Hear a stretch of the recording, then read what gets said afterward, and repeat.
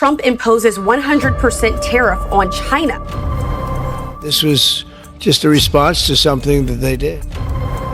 I mean, BYD is so much ahead of Tesla in China, it's almost ridiculous. Imagine you are running the most valuable car company on earth. You have the most famous CEO alive, gigafactories, robo-taxis, the entire cultural moment. You are Tesla, and you are winning. Now imagine that somewhere on the other side of the planet, in a city you have never visited, in a factory you have never toured, run by a man whose name you cannot pronounce, a company has been building in complete silence for 30 years. They do not want your brand, your fan base, or your headlines. They want something far more dangerous. They want the infrastructure of the electric future, the batteries, the chips, the motors, the factory floor, the whole invisible industrial skeleton that the dream requires to become real. And in 2025, without a single viral moment, without a single famous speech, without a single magazine cover, that company sells more electric vehicles than Tesla. The United States throws up a 100% tariff wall. The European Union piles on its own duties. Washington classifies this company's technology as a national security threat. Not a country, one company. Here's the question nobody is asking loudly enough. What did they build? And how did nobody stop them? Shenzhen, China, February 1995. A 29-year-old chemist named Wang Chuanfu borrows the equivalent of $300,000 from relatives. He rents a rundown building. He hires 20 people. He buys second-hand equipment. He is not building a car. He is building batteries, rechargeable battery cells for mobile phones. And his enemy is Japan. Japanese giants control the patents, production lines, and pricing. Wang studies the model and finds the crack. Expensive automation. His answer is trained workers, strict process control, and China's manufacturing cost advantage. Within 4 years, BYD ships batteries to major phone brands worldwide. One of the fastest growing battery manufacturers on earth. Japan's grip on the market breaks. The world does not notice. Wang does not issue a press release. He just moves to the next problem.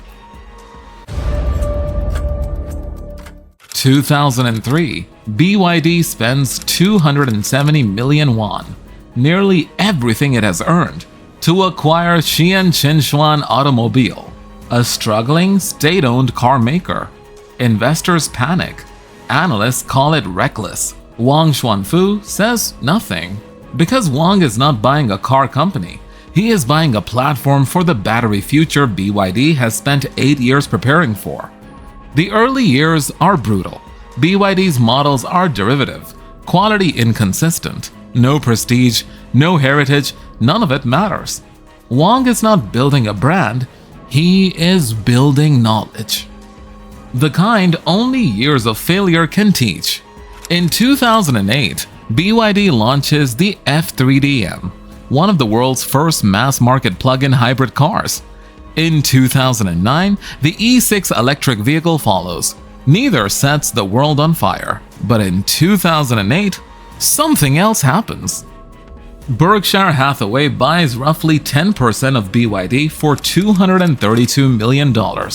Charlie Munger later compares Wang's to Thomas Edison and Jack Welch. The business press laughs. They should not have laughed. The 2010s belong to Tesla. Elon Musk is the story. The Model S, the Gigafactory, the memes, the rockets. Tesla makes the EV desirable.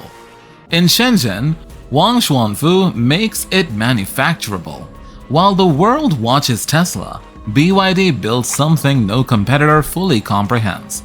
Until it is too late to replicate its own semiconductor division, its own electric motors, its own power electronics, its own vehicle platforms. It does not assemble a supply chain, it becomes the supply chain. Every component made in-house is a margin kept. Every technology mastered internally is a cost advantage that compounds with every unit sold. Every year, the gap widens. Quietly, invisibly, inevitably. Then 2020 arrives, and the silence ends with a nail. BYD drives a steel nail through a fully charged battery cell on camera. Many battery cells fail this test violently. BYD's Blade battery does not catch fire. Temperature barely rises. The cell sits completely stable. No smoke, no flame, nothing. The footage spreads through the auto industry like a current, because this is not a safety demonstration. This is BYD announcing, publicly, on video, that it has solved the problem haunting the EV industry since the beginning. The Blade battery, lithium iron phosphate, rebuilt from first principles, safer, cheaper, built for scale. 1 year later, DMI arrives, BYD's plug-in hybrid system engineered for one purpose: removing every excuse not to go electric. No home charger? Range anxiety? Not ready for a pure EV? DMI sells you a bridge.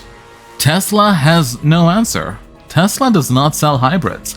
Wang Chuanfu looks at hundreds of millions of people who will never buy a pure EV in 2021 and hands them the bridge anyway. The bridge moves a staggering volume of cars. March 2022. BYD permanently stops producing pure internal combustion passenger cars.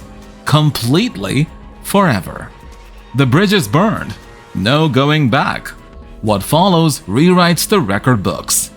2023. BYD becomes China's top-selling car brand, ending Volkswagen's reign. In Q4, BYD delivers 526,409 battery electric vehicles. Tesla delivers 484,507. The first time in history a Chinese automaker beats Tesla in a quarterly pure EV count. 2024, BYD sells 4,272,145 vehicles. Revenue crosses 777.1 billion won, over $100 billion, surpassing Tesla's roughly $97.9 billion. Net profit approximately 40.3 billion won. BYD becomes the first automaker in history to roll its 10 millionth new energy vehicle off the line. The price architecture is brutal. The Seagull, fully electric, under $12,000 in China. The Kin L EV sedan at just over half the price of a comparable Tesla Model 3. The flagship Yangwang U8L at 1.3 million won. Every customer, every bracket, one battery stack underneath all of it. 2025, BYD's full-year battery electric sales reach approximately 2.25 to 2.26 million vehicles. Tesla delivers roughly 1.64 million. The man from Shenzhen is now the largest electric vehicle seller on Earth.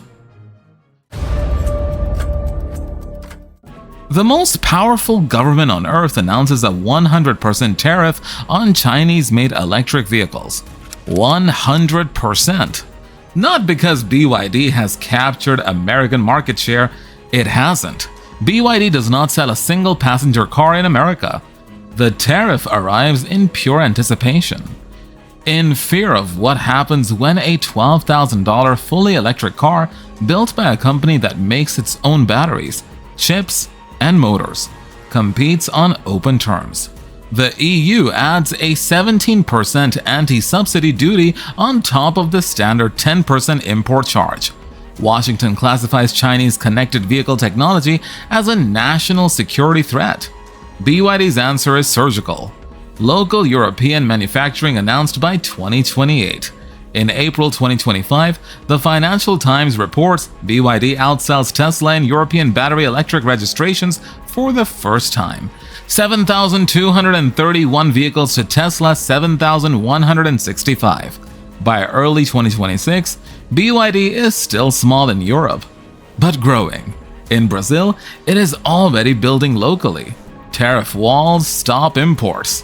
they have never stopped a manufacturing system that builds inside the wall. The most dishonest thing you can do with this story is make BYD sound invincible. In 2025, net profit falls 19% to 32.6 billion won, the first annual decline in 4 years. China's domestic price war shows no mercy, even to the strongest player. By May 2026, domestic sales still run 24% below the prior year. In September 2024, nearly 97,000 Dolphin and OnePlus vehicles are recalled over a steering fault with fire risk. In Brazil, labor investigators find workers at a BYD contractor site in conditions described as slavery-like. Prosecutors sue.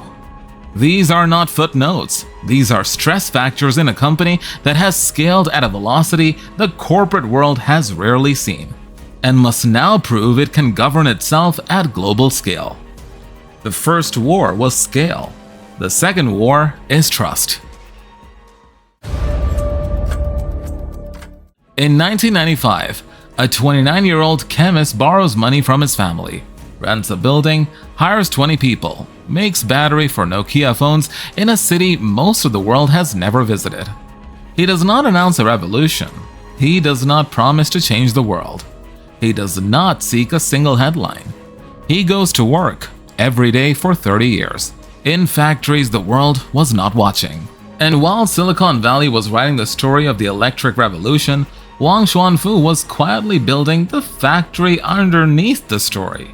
The battery, the chip, the motor, the platform, all of it in-house, all of it cheaper than anyone else on Earth. Tesla made the world fall in love with the electric car. Wang Chuanfu made the world able to own one. And now, every automaker faces one question. When the man who builds the batteries, makes the chips, manufactures the motors, assembles the cars, and prices them below every competitor on Earth, decides he wants every market on every continent, what exactly do you do? Tariffs slow him down. They have not closed the gap. He is still in the factory. And he has never, not once in 30 years, stopped building.